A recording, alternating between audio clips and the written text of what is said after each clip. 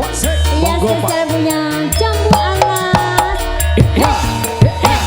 Monggo Mbah Surat. Monggo Mbah Surat merapat sini joget di depan panggung. Bojomu tak silai nek ra penak balekne.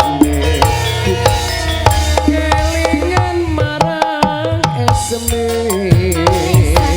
Jur kelingan manis kemuyane.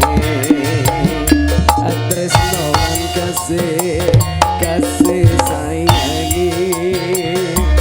Karep atiku pengen diayangi.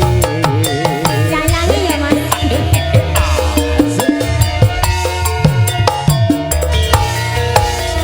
Sayangi anake loro, anake aku wis kepelet tresno. Langsung hai rasa ning ati. Mas Gondrong ya. Atiku nanging ra bakal duweni. Kok iso Ayo ya? ya ya. Kok iso ya? Kak Isa ya. Kak Isa ya.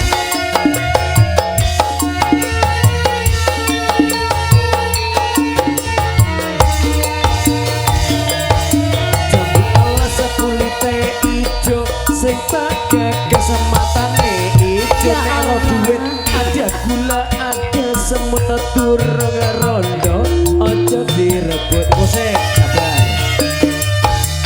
Susune prawan rasane koyo es tegal. Susune rondo kecut koyo banyu kopo. Masya Allah. Kesawangan kabeh ya Mas. Cina budaya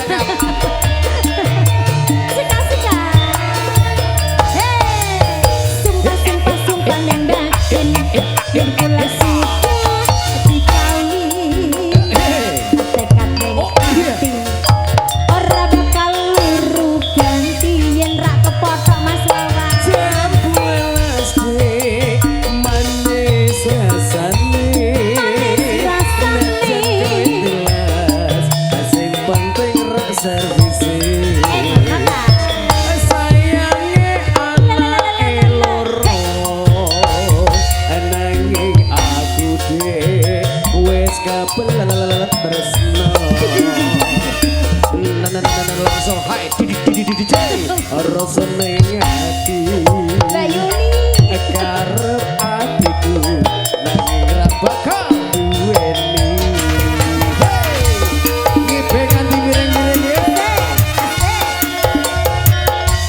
Enak tenan dengar budaya campur sari. Pantene kok lagi ngidoli to Mas iki. Kulite ijo sing tak gagas matane ijo nek ora duwe ada gula ada semut durung rondo aja direbut. Bener Mas Wawan bener. Susune prawan rasane koyo es tegal. Susune rondo kecut koyo banyu kopo. Wajud Rena guyu lho Mas.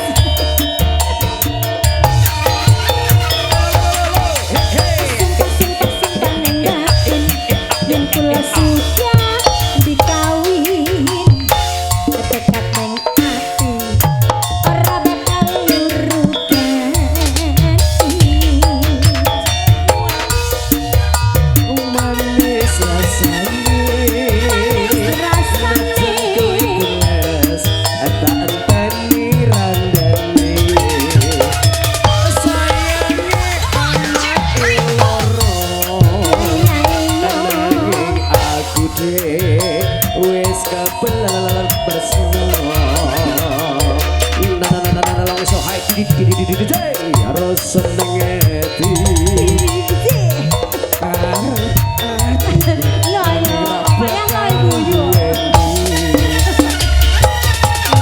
Luar biasa menghibur sekali ya Mas Wawan. Termasuk kru-krune barang kesetrum kabeh. Sing ngendang sing banjak. Mas Lulu luweh-luweh. Kok anggere ono sinyal sithik langsung